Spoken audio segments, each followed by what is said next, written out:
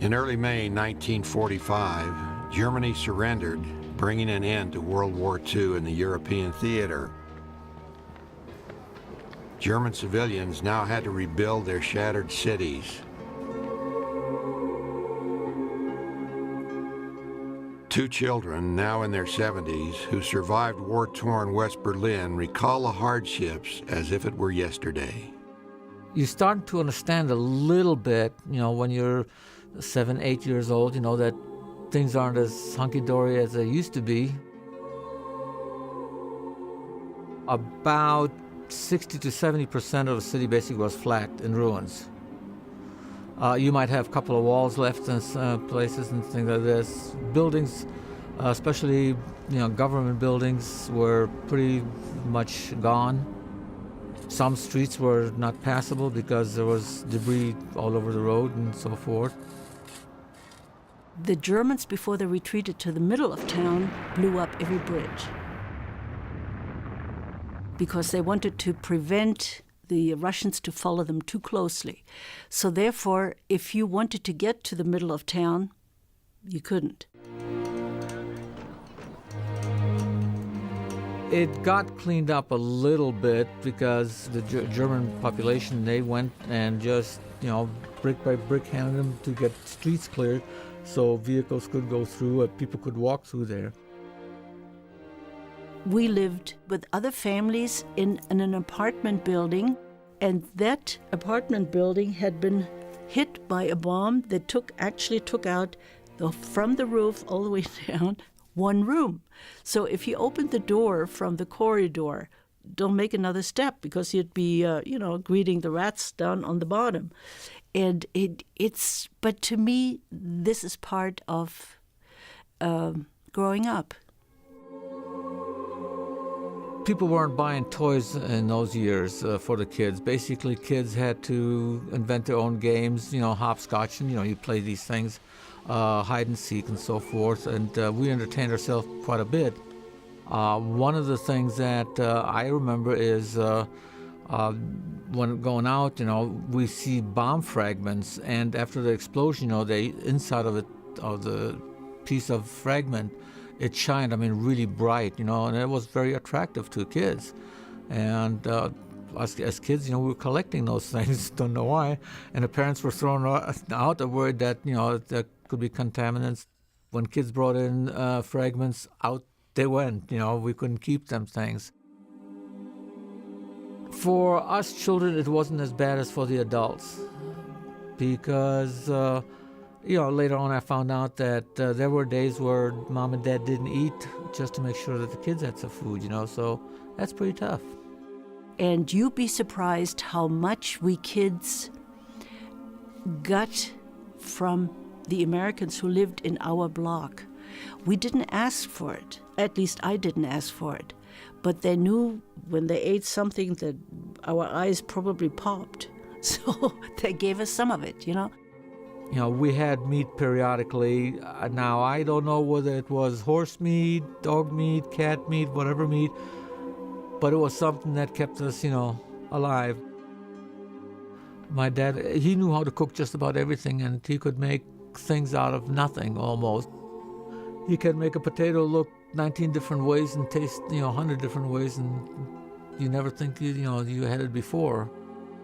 Till about 7 years old, he would make my shoes. And the clothing that I had on, he made that. He was...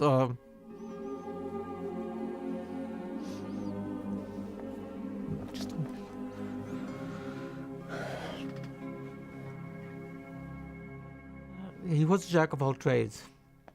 And he was master of all of them, too.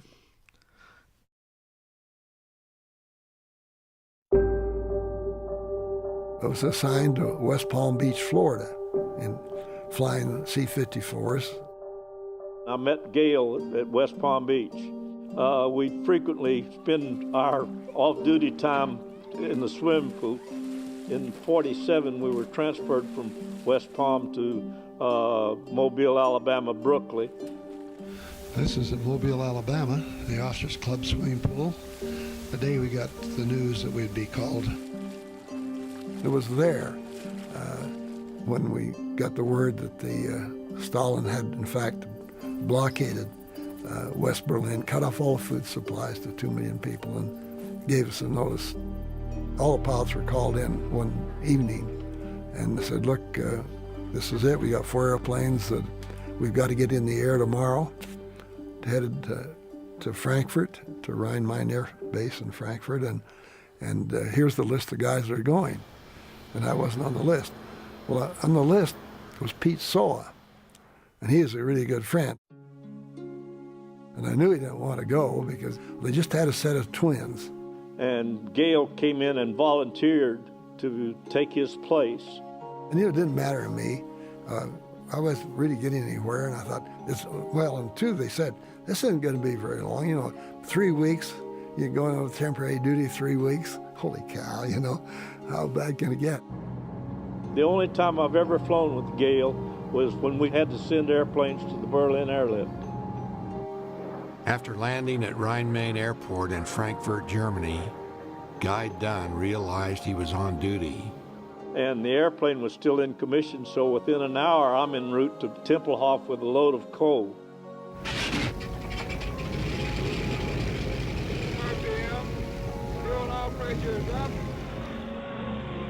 He made not just 1, but 2 round trips delivering supplies to Berlin.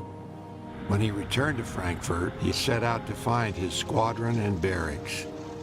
And we asked Operation where our squadron was, and he said over in Zeppelinheim, which is across the Autobahn and right off the end of the runway.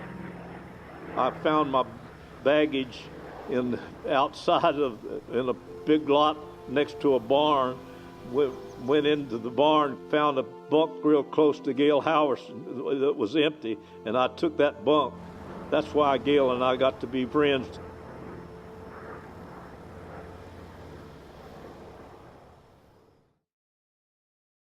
We took over the base about July 1945 at Tempelhof in Berlin.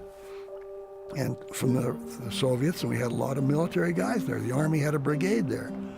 And some of those guys we talked to as we flew the airlift said, boy, it was like night and day. These guys said they'd come into the bar and the Germans would leave. And this was before the airlift started. Said after the airlift started, they'd go into a bar and they'd buy them a drink. And that's just one small sliver of illustrating the difference. The requirement for a starvation diet in Berlin was 4,500 tons a day just to keep them alive. And all we had was 2 engine airplanes in Europe when it started. And the first day they flew 80 tons. And boy, they sent out the panic signal immediately, bringing all 4 engine airplanes from all over the world. So they came all from Japan and Hawaii, South America, our place in Berkeley, everywhere. But when at first we had to fly 3 round trips a day. The most damaging cargo was either coal or flour because of the dust, and the dust would get on throughout the airplane. I'm sure some of the 54s that are flying around today still have dust on the cables that control the airplane.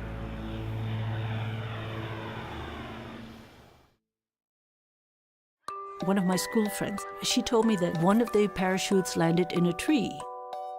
This little boy was 10 years old, and his name is Manfred Altmann. He had a better chance of being heaved up to the first branch, probably, and then climb on to where that parachute was hanging in the crown of the tree. And the bigger boys were standing down, and they told him, don't you touch it, because I saw it first, this type of thing.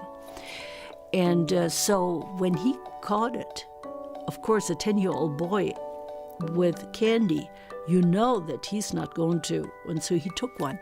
Well, he stayed in that tree till people dispersed. He was afraid to come down because they probably warned him.